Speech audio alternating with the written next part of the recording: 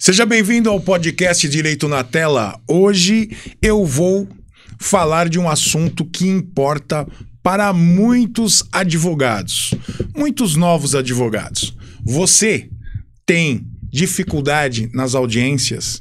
Você quer conhecer o mundo das audiências? Hoje o tema é audiência trabalhista. E qual será o meu papel aqui? Fazer as perguntas que todo novo advogado gostaria de fazer para um especialista. O meu convidado é advogado, formado pela Universidade São Francisco em Bragança, pós-graduado pela Escola Paulista de Direito, sócio fundador do escritório de advocacia Belkman e Castro. Bem-vindo, Dr. Sidney. Muito obrigado, Dr. Alexandre. É sempre um prazer retornar aqui ao nosso Direito na Tela. Fico muito feliz pelo convite. Você disse que no último podcast você disse o seguinte: pode me convidar que eu volto. Foi mesmo. Foi mesmo. E a minha intenção é levar para você, meu querido, o direito com uma linguagem fácil. Hoje eu quero trazer e explorar o mundo das audiências trabalhistas. Você tem dúvida? Mas eu gostaria também que você comentasse no nosso podcast. Qual é a sua dúvida? Qual é a sua experiência com as audiências trabalhistas? E eu vou explorar aqui o Dr. Sidney hoje, num bom sentido, para que a gente possa chegar aí no denominador comum e tirar as nossas dúvidas. Ô, Dr. Sidney, muito obrigado por você estar aqui. E a gente já vai começar a fazer uma grande pergunta, porque eu acho que é legal. Como foi a sua primeira audiência trabalhista? Boa, nunca me esqueço dessa primeira audiência. Eu acho que ninguém esquece, né? Verdade. A minha primeira audiência, eu não sabia nada do que eu estava fazendo lá. Nada, literalmente. Eu não sabia nem onde sentar, que lado sentar da mesa. Sério? Não sabia. E eu fiquei esperando o colega da parte contrária sentar para depois eu já saber que o lugar vago seria o meu. Uma bela estratégia. Usar... O problema é quando se ele sentasse errado. Isso já havia acontecer. Mas faz parte do início da carreira de todo mundo. Lógico. Naquela época, eu não sei como é que está hoje, você tinha uma certidão da OAB informando que você era advogado. E essa certidão, ela vinha antes da carteira da ordem. Sim. Demorava, às vezes, até 6 meses para você receber a carteira da ordem. E eu estava com a certidão. Aí, eu entreguei a certidão com o RG. O advogado da parte contrária era um senhor já. Ficou mais forte, inclusive. Aí, antes de começar literalmente a audiência, eu falei para a juíza: Excelência, eu gostaria de falar com a senhora um detalhe antes do início da audiência. Ela falou: pois não. Eu falei: olha, é a minha primeira audiência. Eu acabei de sair da faculdade, não sei muito bem como é que eu vou me portar. Se eu cometer algum deslize, espero que a senhora e o doutor me desculpe. A partir daí ela fez a audiência toda para mim. Boa técnica. Mas qual foi o caso? Era uma demissão por justa causa e eu estava tentando a reversão. E consegui. Oh, que bom. Consegui. É isso. A minha primeira audiência foi sobre o pagamento de fundo de garantia que a empresa não tinha depositado. A empresa não foi, graças a Deus. Revelia. Deu a revelia. É isso aí. Mas hoje eu quero explorar um pouquinho da questão do novo advogado, né? Muitas vezes a gente que pega a carteira vai para audiência e a gente não tem a noção do que vai acontecer. Então, eu quero fazer algumas perguntas aqui que talvez muitas pessoas ou nunca fizeram por vergonha, porque isso tem também, mas como eu sou uma pessoa que não tem vergonha, porque é só assim que a gente aprende, não é isso? Sim. Se eu não perguntar, eu não vou conseguir ter a resposta.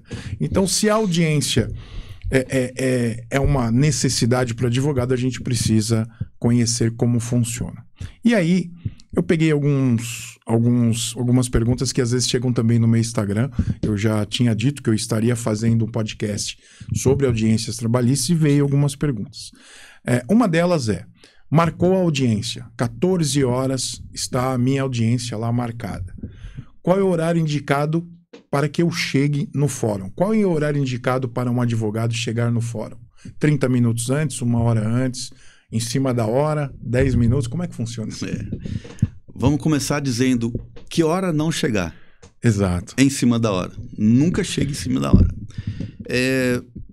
O que nós temos que ter em mente é que nós temos a obrigação de sempre chegar com uma antecedência. 1 hora, 40 minutos, tá ótimo. 30 minutos seria o tempo mínimo para você chegar de antecedência. Por que isso? Porque você tem que conversar com o seu cliente, com a sua testemunha e, às vezes, com a parte contrária. Às vezes, a parte contrária te procura para, de repente, fazer um acordo, esclarecer alguma coisa. Então, assim, é sempre bom com antecedência. Segundo fato, além dessas situações que você tem que conversar com seus clientes e tal, saber como é que é a condição do juiz. Isso ajuda muito. Se você tiver condições de assistir a audiência anterior, ou uma antes ainda e depois saia, para você saber até como que o juiz conduz essa audiência, às vezes até para tranquilizar o próprio advogado. Porque tem juízes que conduzem a audiência de uma forma muito tranquila.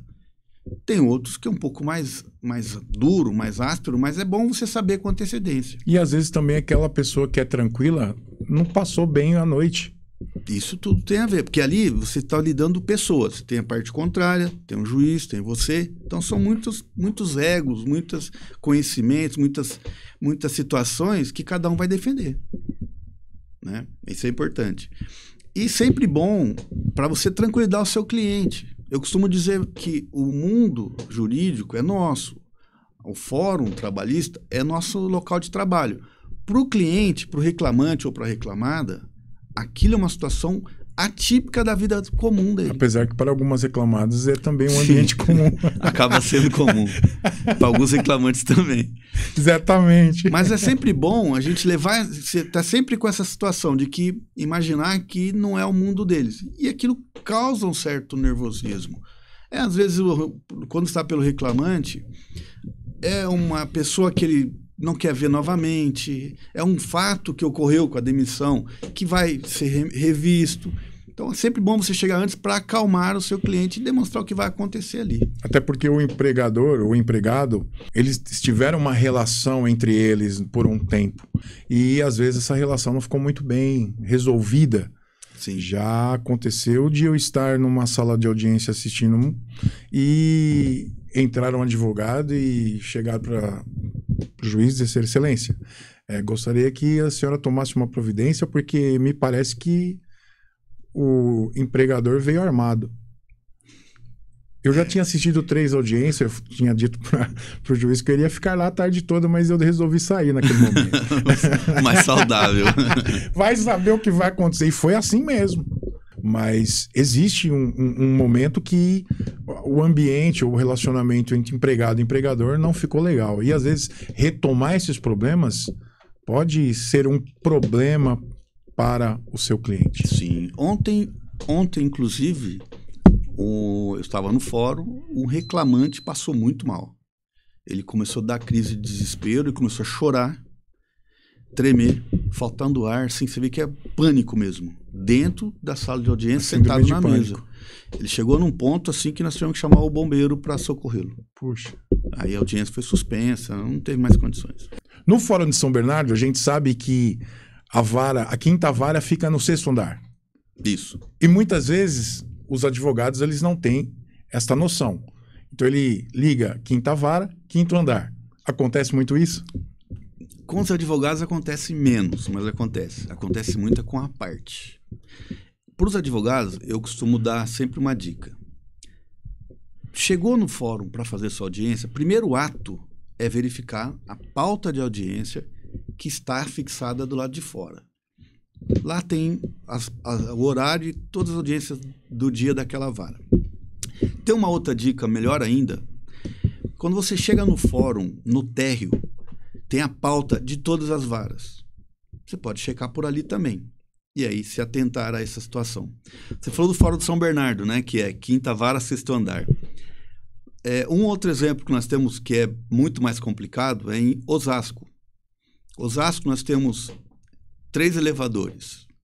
2 elevadores no térreo e um elevador, após você passar o térreo, você desce, aí tem um elevador para ir para as outras varas. E pouca gente sabe disso. Como é que é? É louco, né? Você entra no prédio, do lado direito, 2 elevadores para ir para algumas varas. Você passa o térreo, desce um lance de escada, tem outro elevador para levar para outras varas. Você tem que saber primeiro o elevador que vai levar. Isso aí. Entendeu? Então acontece. Por isso que com antecedência você consegue resolver todos esses problemas. E é bom, porque você chega lá, não viu o seu nome, não viu a sua audiência, vai ter que procurar em outro lugar. Ou você errou o andar, ou você errou a vara. Um detalhe, eu falei errado, não é Osasco, é Guarulhos. Legal. E esse é o problema, porque o mundo da audiência para o advogado é comum. Aí você pede para o teu cliente chegar lá e imagina se colocando nessa situação em relação aos elevadores. Você pega o elevador errado, teu cliente está num lugar, você está no outro, e aí se chegar bem em cima da audiência, você não vai conseguir resolver. E quando não chega na audiência? E quando o teu cliente não chega na audiência? É um problema. Boa pergunta. Essa sua pergunta é boa. São 2 respostas. Se você estiver pela reclamada, seu cliente não chegou, você vai tomar revelia. Vai ser aplicada a revelia para o seu cliente. A sua defesa, que já estará lá no PJE, não vai ser aceita e o processo vai caminhar. Se você estiver pelo reclamante, o processo vai ser arquivado. Aí tem um detalhe. Normalmente, quando se arquiva o processo, nesse caso do reclamante não comparecer, você pede prazo para o juiz para você justificar o não comparecimento dele. Para que isso? Para que seja isento de custas judiciais. Se você não justificar, hoje os juízes aplicam a condenação ao pagamento de custos judiciais. Mesmo com justiça gratuita. Mesmo com justiça gratuita. Ele não é executado, mas isso inibe o ingresso de uma nova ação. Agora, no caso, por exemplo, da empresa, se for um empregador, na reclamante, dá para sair correndo ali e pegar alguém de preposto, né? Isso é uma estratégia. Dá para pegar alguém de preposto. Só toma cuidado.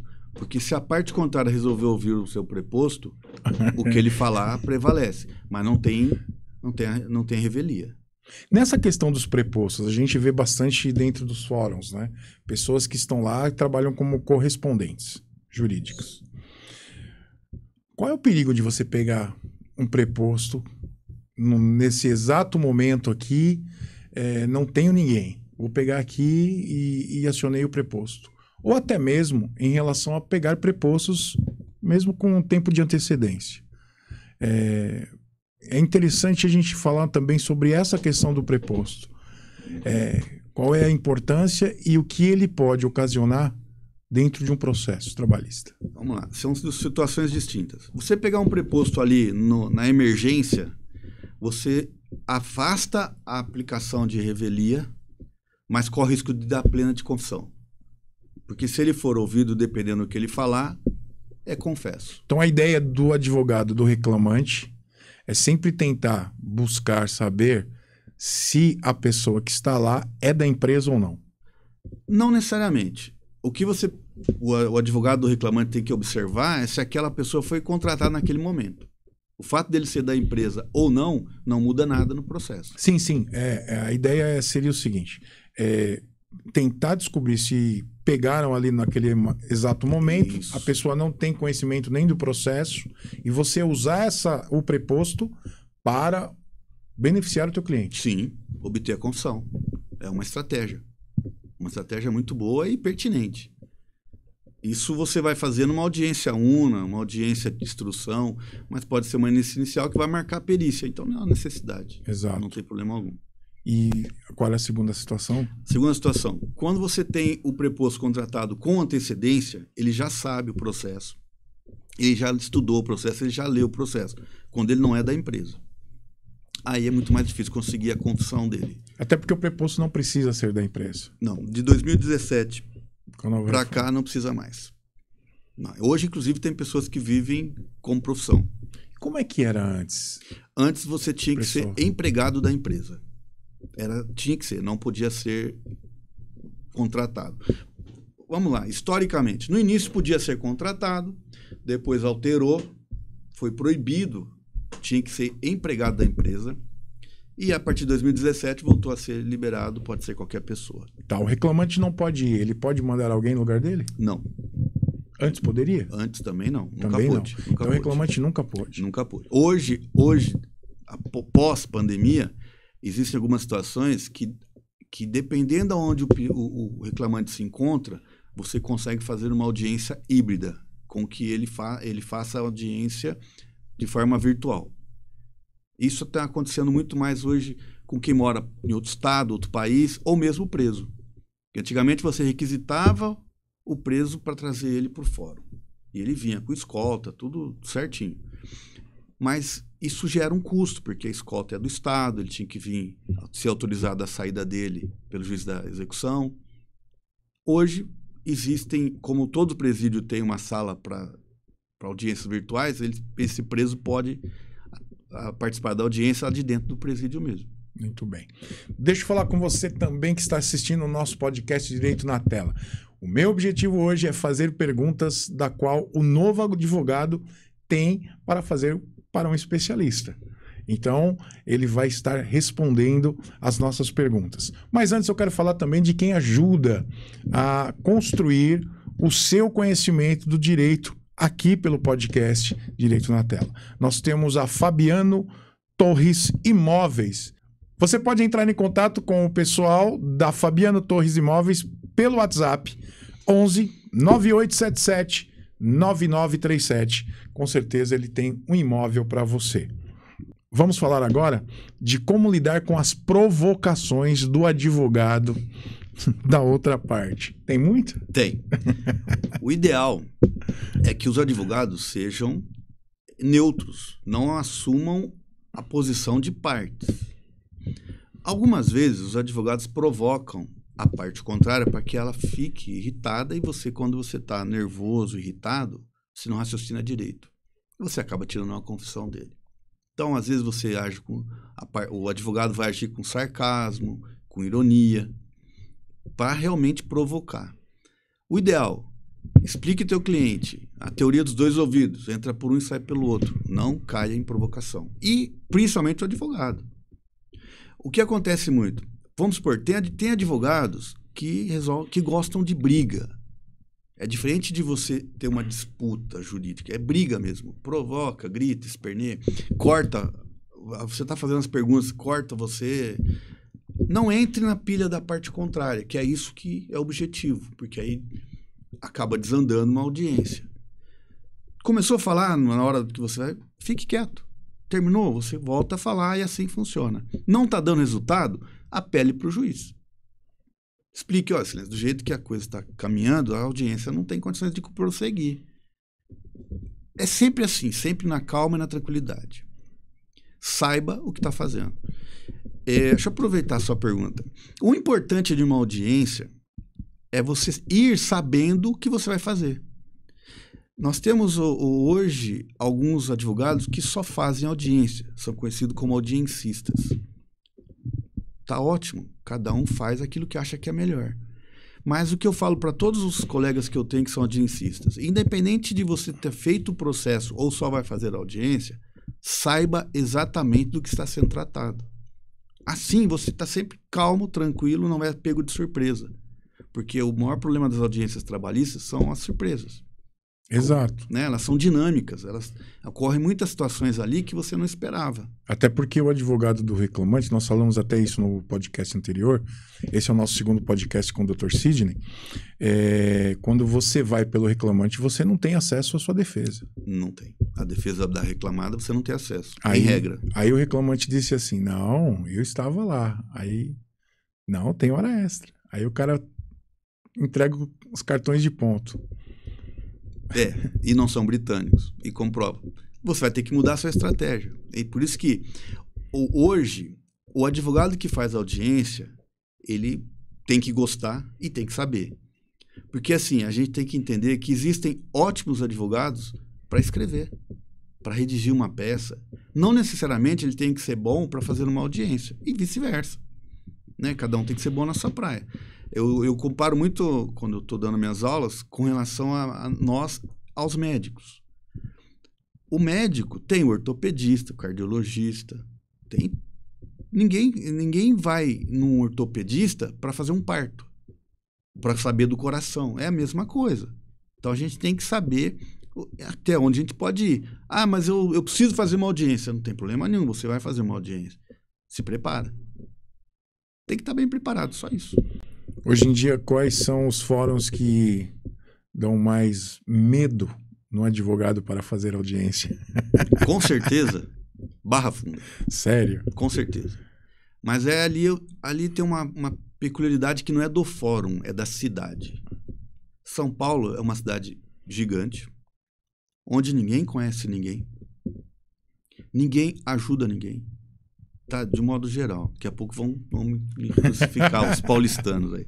Mas é uma cidade muito grande, ninguém conhece ninguém. E é muito dinâmica, ela é muito rápida. Então, você vai numa audiência inicial, e quando você vai na audiência de instrução, nem sempre é o mesmo advogado, que são escritórios muito grandes. Então, isso causa um certo preocupação. E tem as placas acrílicas, né? Foram instaladas.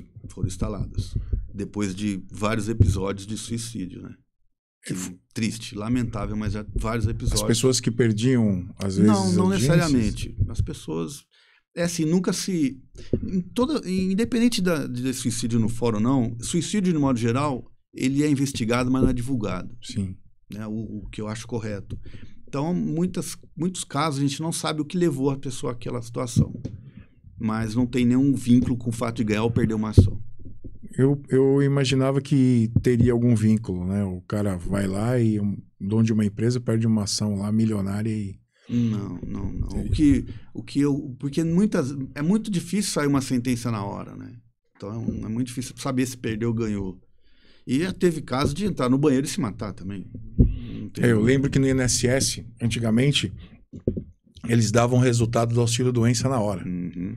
E aí, um episódio lá, que eu não esqueço, um senhor, ele não tinha um braço, a mão, não tinha a mão, e o médico falou assim, não, você tá bom para trabalhar. Só que a função dele não era possível. Ele foi para casa, voltou no INSS, eu acho que no auxílio ficava no primeiro andar, não lembro, os peritos ficavam no primeiro andar, ele veio, só que na mão que ele não tinha, o braço que ele não tinha mão, ele amarrou um facão. Nossa. Ele veio com outro facão na mão e um facão. Ele subiu e arrebentou a agência. Arrebentou a agência.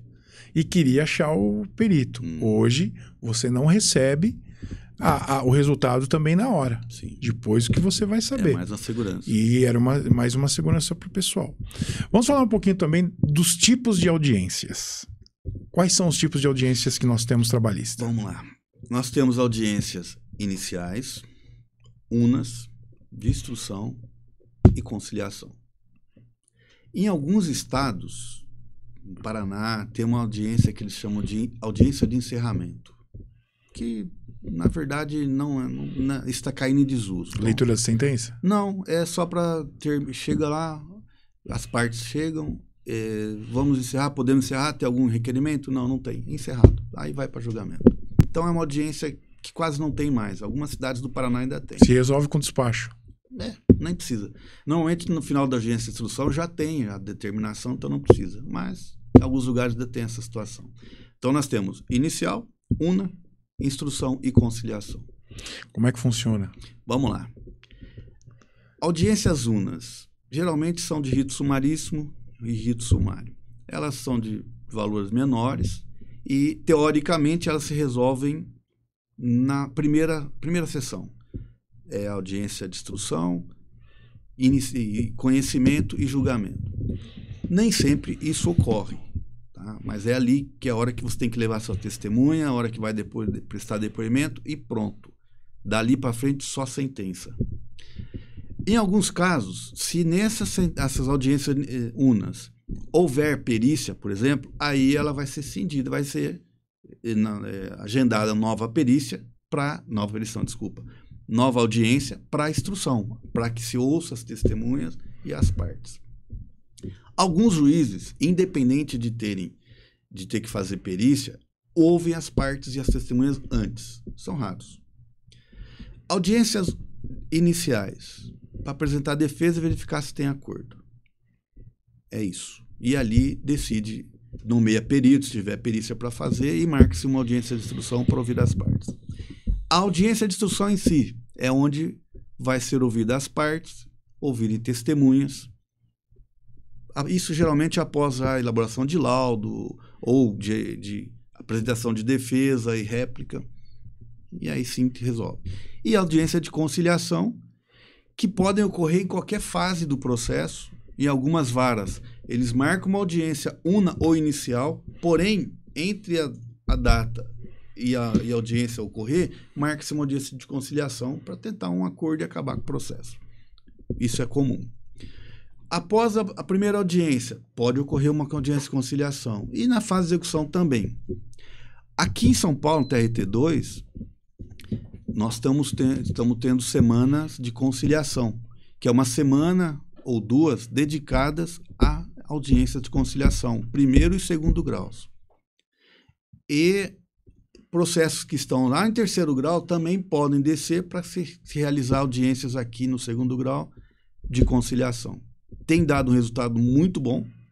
O resultado de audiências de conciliações tem saído acordos assim em um volume muito expressivo e a tendência é continuar. Essas audiências de conciliação, a maioria delas ocorrem de forma virtual. Online. Online. É muito bom. Falar de acordo. Relação acordo entre empregador e empregado. Acordo. Quem é que sai na vantagem? Então, os dois acham que saíram em desvantagem e os dois acham que saíram na vantagem. O acordo, ele é realizado com as duas partes cedendo. Um cede de um lado, outro cede do outro, e isso ganha na celeridade. O reclamante acaba recebendo um pouco mais rápido, mesmo que parcelado, e a empresa se livra de um processo de uma forma mais rápida também, economizando. Porque num acordo, você reduz os valores. Você tem alguns pedidos que a empresa pode reconhecer e fazer o acordo antes que se faça uma perícia para analisar se tem ou não, e acaba por aí. O que é importante num acordo? Conversa. O advogado do reclamante tem que deixar o seu cliente bem tranquilo com relação ao acordo. Ele não pode se sentir pressionado, ele tem que ter ciência que aquilo ali para ele é o que satisfaz. O que eu costumo fazer e sugiro para todo mundo? Peça para o juiz, peça licença, saia da sala com o seu cliente e converse lá fora. Lá, longe dos olhos das partes envolvidas. Por quê? Porque lá ele consegue te falar, entender melhor o que é esse acordo, entender que aquele acordo vai dar quitação de tudo, não vai poder reclamar mais nada, e saber, inclusive, que naquele acordo tem a parte de honorários do advogado. Exatamente. Então, o advogado tem que lembrar do cliente dele sempre disso, porque senão ele fica na cabeça só o valor cheio do acordo. Que vai pensar que vai para ele. Isso. Pelo lado da reclamada, você como advogado tem que deixar claro para o seu cliente quanto é o risco daquele processo, para que saber até quanto vale a pena fazer um acordo. Lembrando que se você fizer um acordo pela reclamada, a discriminação das verbas, em geral, os juízes fazem. Mas se os juízes não fizerem, você tem que fazer. Então, saiba discriminar essas verbas de um modo a favorecer o seu cliente. E depois disso é só pagar. E tem a participação em alguns acordos, não são todos, do próprio juiz. Na maioria. Quando você não sabe qual é o valor, a gente pode pedir, excelência, participa aí com a gente, diz aí para mim qual é um bom acordo. É aconselhável, mas antes de você pedir isso para o juiz, apresente um valor. Então, você como reclamada, advogado da reclamada, faça uma proposta de acordo. Você como advogado do reclamante, apresente uma pretensão de acordo. Esses são os nomes. E esses valores aí não estão conseguindo acertar, vocês peçam uma sugestão para o juiz. Tem juiz que diz não? Tem juiz que diz não, vocês é que decidem. 99% dos juízes auxiliam. E o que eles levam mais em conta na hora de um acordo? Os pedidos, se estão mais ou menos dentro do padrão aceitável, e a defesa, que o juiz tem os dois na mão lá, tanto a inicial quanto a defesa. Ele verifica se dentro dos pedidos feitos pelo reclamante, se na defesa da reclamada existem provas que vão inibir aquele pedido ou não.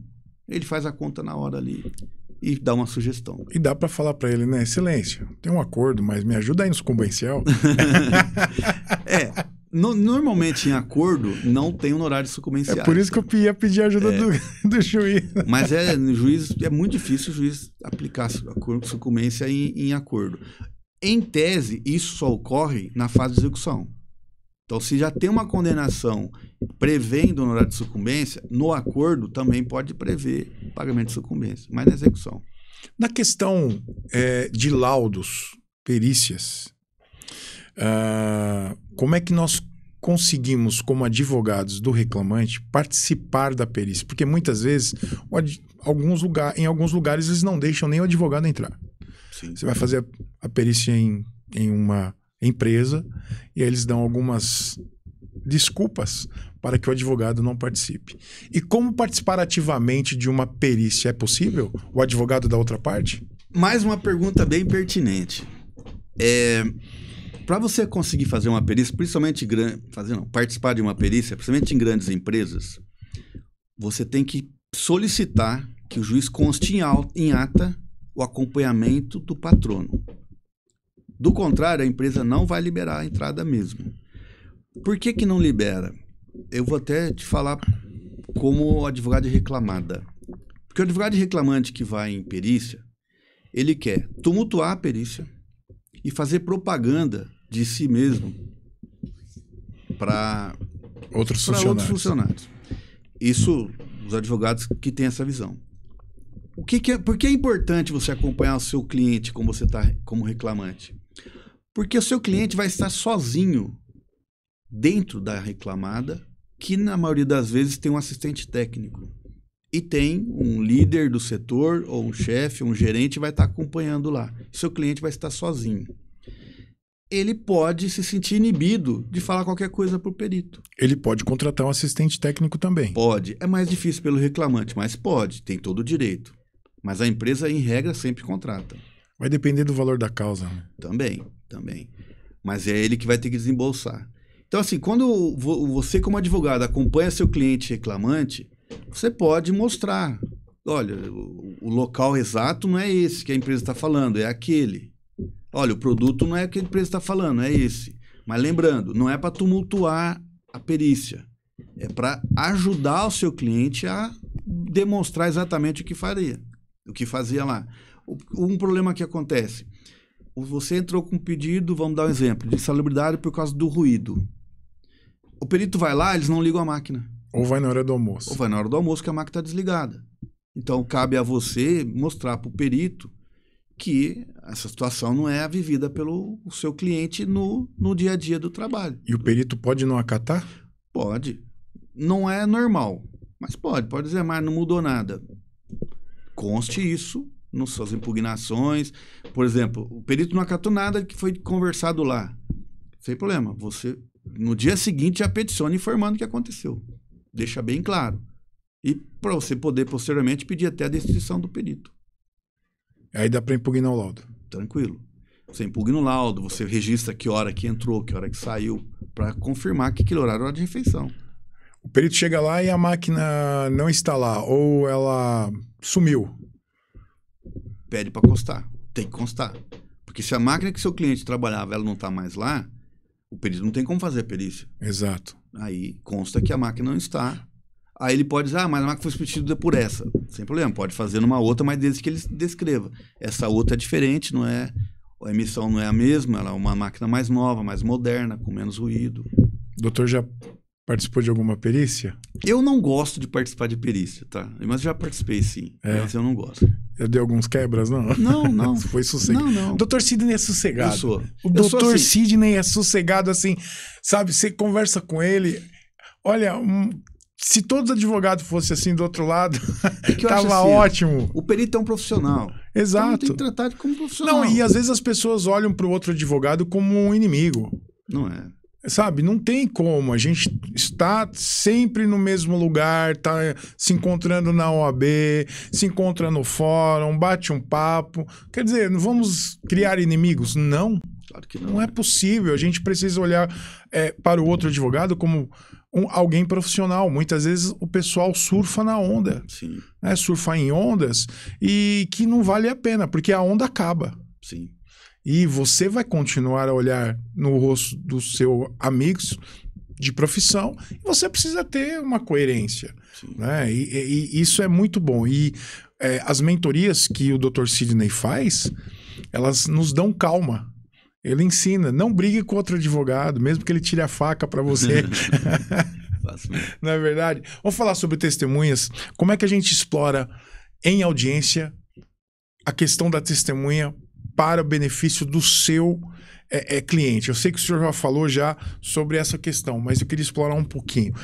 Quais são as características de uma boa pergunta em relação à testemunha? Quando é que eu peço, ou não, na realidade não peço, quando é que eu não preciso escutar a outra parte, a oitiva da minha testemunha ou a oitiva da outra parte? Vamos lá. Primeira situação que você tem que levar em conta é quando você vai conversar com a sua testemunha, você tem que perguntar para ela o que ela sabe. E não dizer o fato e perguntar se ela reconhece. Por exemplo, você não vai chegar para a sua testemunha e dizer assim: ele ficava até as 8 horas da noite trabalhando, não é? Isso não. Então você chega para a sua testemunha e pergunta: até que horas ele ficava trabalhando? Porque se ele te disser que era até as 20 horas, é uma boa testemunha. Porque ela está te dizendo o que acontecia e a realidade. Não algo que você perguntou. Tá? É igual você perguntar: você vai votar no candidato A, não é? Aí você vai, não dá. Então, pergunte o que ela sabe. Depois do que ela te disser, te responder o que ela sabe, aí sim você pode explicar como é que vai responder e tal. Isso sim é instruir uma testemunha. Não é pedir para ela mentir. Primeiro você sabe o fato, depois você lapida aquela situação. É um momento. Segundo momento. Entrou. Você tem que saber o que é que você precisa provar em audiência. Nós temos ali matérias de fato e matérias de direito. Exato. Matéria de direito é prova material. É lei. Dá um exemplo para o pessoal entender. Verbas rescisórias. Pagou, não pagou. Eu não preciso de testemunha para isso. Isso é matéria de direito. Se pagou, tem comprovante de pagamento. Se não pagou, a testemunha não prova isso. Fundo de garantia. Isso é matéria de direito. Fundo de garantia. Matéria de direito, é prova documental. Matéria de fato, como eu falei, hora extra. Horário de refeição. Isso é matéria de fato. Não tenho prova material disso. Por quê? Porque eu tenho cartões de ponto e eu vou, de minha testemunha, o meu cliente diz para mim: olha, eu bati o ponto e continuava trabalhando. Isso aí eu teria que provar por testemunha, matéria de fato. De fato. Posso provar com matéria de direito? Posso. Eu posso, por exemplo, ter um documento do caminhão, no caso de motorista, do rastreador, que a hora que ele encostou o caminhão... Geolocalização. Então, isso aí seria matéria de... Uma planilha que você preenche para entregar para o seu superior. A planilha também, só que ela tem que ser acompanhada de uma testemunha, porque Sim. só a planilha ela é feita de forma unilateral, né? Entendo. Então, pode ser assim. Você sabe o que tem que ser provado lá dentro, você pode optar por ouvir a parte contrária ou não. Se a prova que você tem lá dentro, nos autos, já está tranquila, é robusta, você pode dispensar o depoimento da parte contrária. E você ouve a sua testemunha. Você, como reclamada, a depender do que está provado, a depender do que a testemunha da parte contrária falou, você pode dispensar a sua. você pode falar, já está comprovado, eu não preciso mais ouvir a minha. E aí você também tem a segurança de não fazer prova contra si mesmo. Também. Porque pode vir uma pergunta do outro lado que vai te colocar numa sinuca de bico. Muito complicado. E outro detalhe importante, Alexandre, é quando você tem 2 testemunhas, escolha a melhor. Ah, sim. Porque se você escolher a melhor e ela falar tudo que você precisa, você pode dispensar a auditiva da sua outra testemunha, para não entrar em contradição. Tá? É muito importante isso. A não ser que sejam períodos distintos, situações distintas. Aí você vai ouvir. Eu já vi testemunhas que elas entraram em contradição. Aí perde o depoimento. De uma forma absurda. Que até o juiz ficou olhando assim e falou: doutor, o senhor vai querer escutar mais testemunhas? É um problema. Aí você, é o que eu falei, você fica ali numa situação nova, é uma novidade. Te falou lá fora uma coisa, aqui dentro falou outra. Então, às vezes é bom. E algo interessante também que deve ser levado em conta é: não fale para a testemunha mentir. Isso até para o seu cliente, né? Exato. Mas para a testemunha é principal. Porque, assim, você ganha o processo quando tem direito. Não é por mentira. É que muitas vezes as pessoas falam: não, fala que é às 9. Então. E aí o cara entra e... É um problema, porque quando você conversou com a pessoa, você chegou meia hora antes da audiência, conversou com ela, falou para ela mentir. Imagina o seguinte: ela, em meia hora, ela tem que botar na cabeça uma mentira que ela não viveu na empresa 3, 4, 5 anos. É muito mais difícil. Se a pergunta é feita de forma diferente, ela vai se contradizer. Exato. Então não é um bom negócio. É melhor você não ouvir aquela testemunha do que mandar ela mentir. É, exato, porque pode jogar o teu processo por água abaixo. É isso aí. Já conheceu alguns processos que foram por água abaixo? Por testemunha? Vários. Eu tenho um certo tempo aí na advocacia. Pode contar um caos para nós? Posso. Testemunha, a reclamante disse que trabalhava até às 10 horas da noite, todos os dias, e não batia ponto. E que fazia 30 minutos de refeição. A testemunha da reclamante disse assim: ela trabalhava todo dia até as 10 horas da noite sem bater o ponto e não fazia horário de refeição.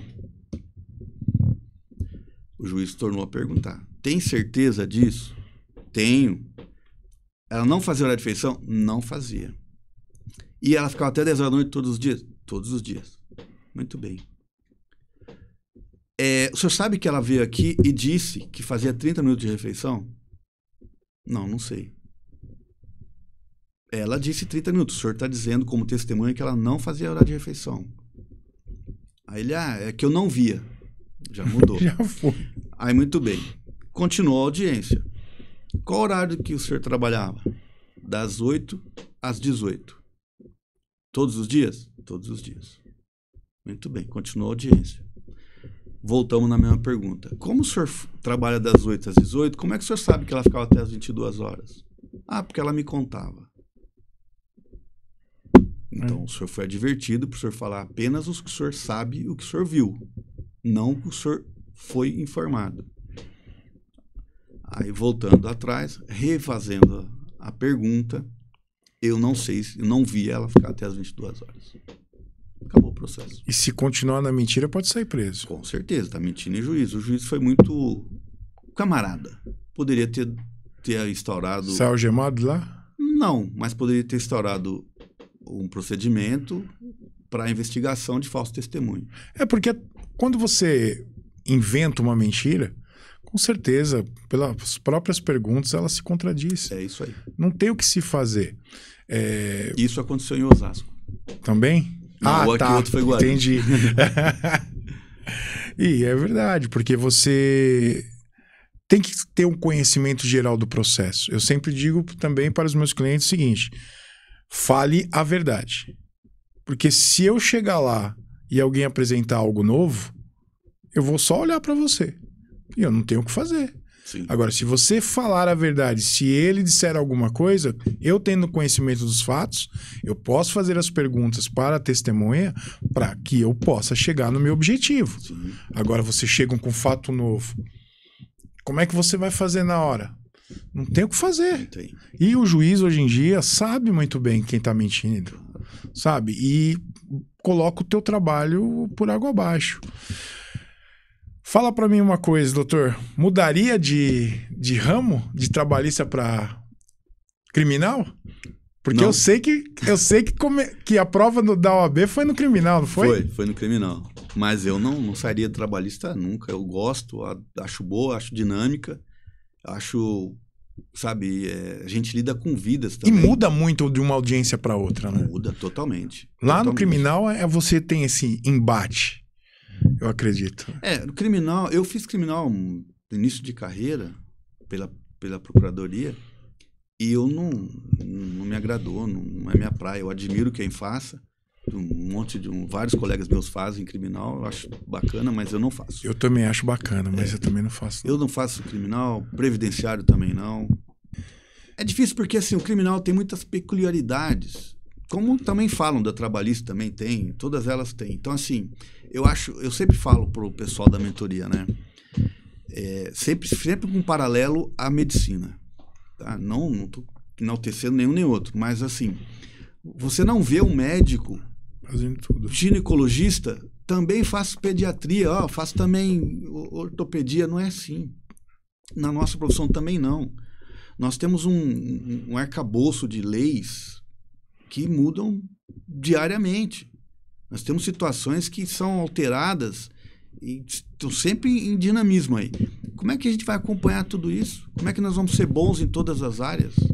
Então, assim, o ideal é fixa em duas áreas de trabalho e seja bom nela. Tem uma coisa que, às vezes, eu pego a petição inicial e fico olhando, são 5, 6, 7 jurisprudência na mesma petição. Você pega a petição com 30 folhas. Sim. É um problema. Como é que fica essa questão? E aonde é que eu busco essas jurisprudências? Sou de São Paulo, sou de São Bernardo, vou usar jurisprudência da onde? Muitas vezes o pessoal pega no Rio Grande do Sul, não é isso? Sim. Né? E como é que fica? Na mentoria o senhor fala sobre isso, queria que o senhor falasse um pouquinho também. Vamos lá. Eu sempre assim, a gente hoje em dia com a internet tem que tomar muito cuidado com o que fala, né?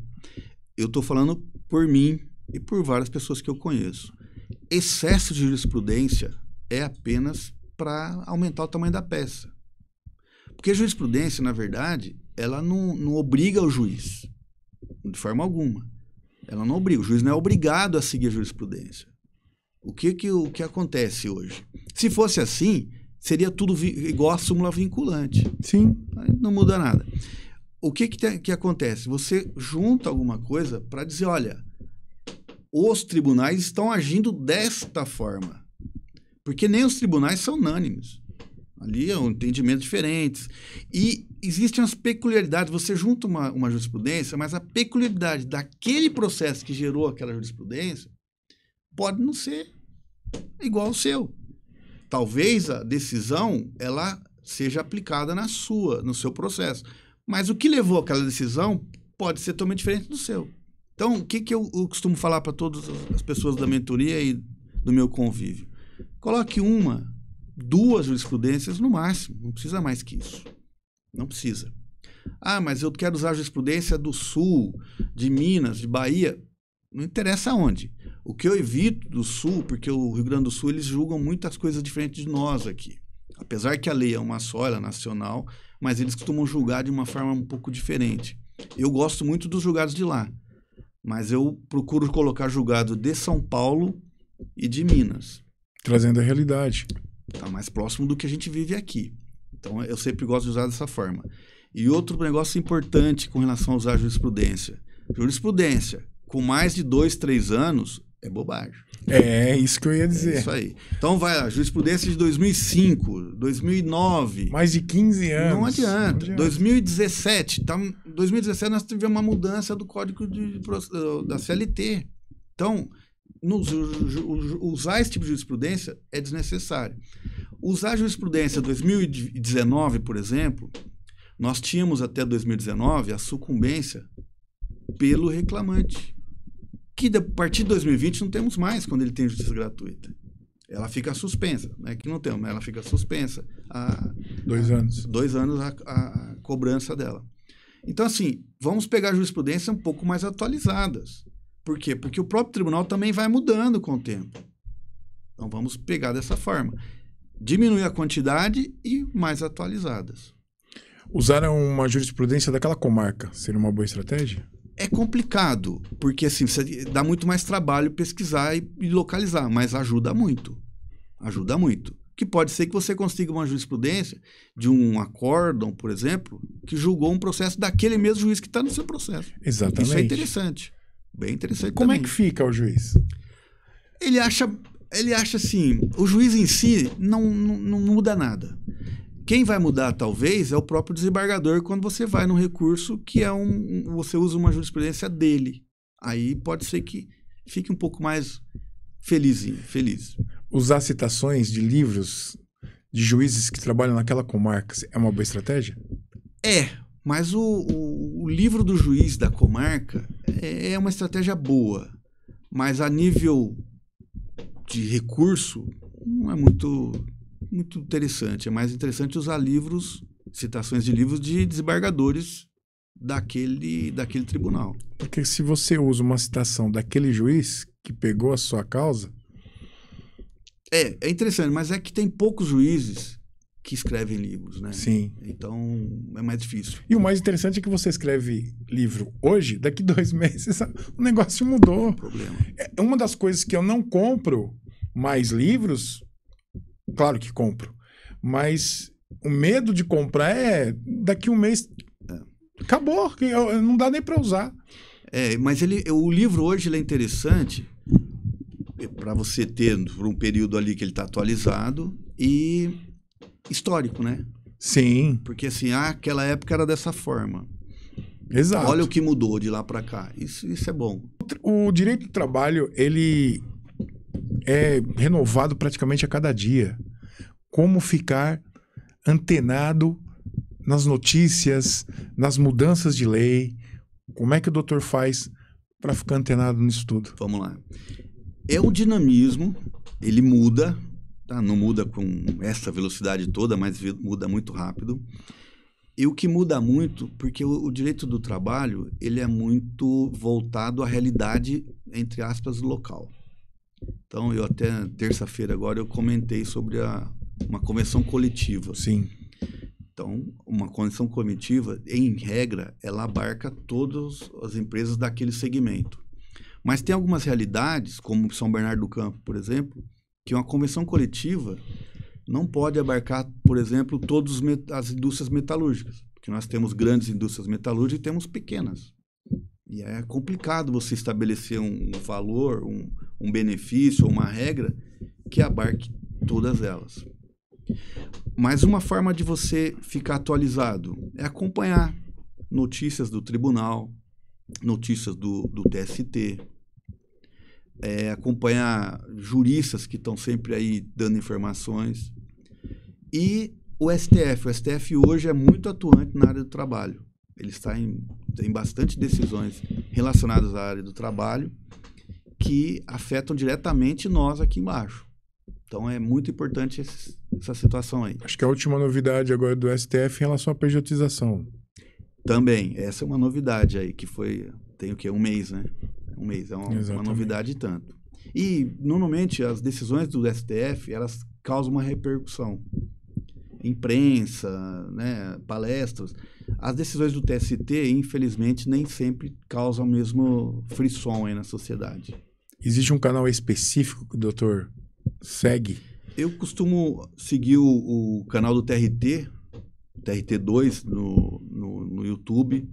O TST tem um canal de informações muito interessante. Você se cadastra, eles te mandam as últimas atualizações via e-mail. Eu gosto muito disso. E o STF é a mesma coisa. Tem bastante decisões lá. Você se cadastra e eles mandam eles também? Eles te mandam por e-mail. É bem interessante. Em áreas específicas ou não? O que foi decidido lá relevante, eles te mandam para você ficar bem atualizado. Gostaria de deixar algum assunto para o pessoal, né, se inteirar no direito do trabalho? Muito bem. Uma situação que tem ocorrido bastante, principalmente eu tenho visto isso pandemia e pós-pandemia. cursos, palestras, debates. A atualização do advogado, ela tem que ser constante. Aproveitar tudo que é ofertado para nós, para atualização, pela OAB.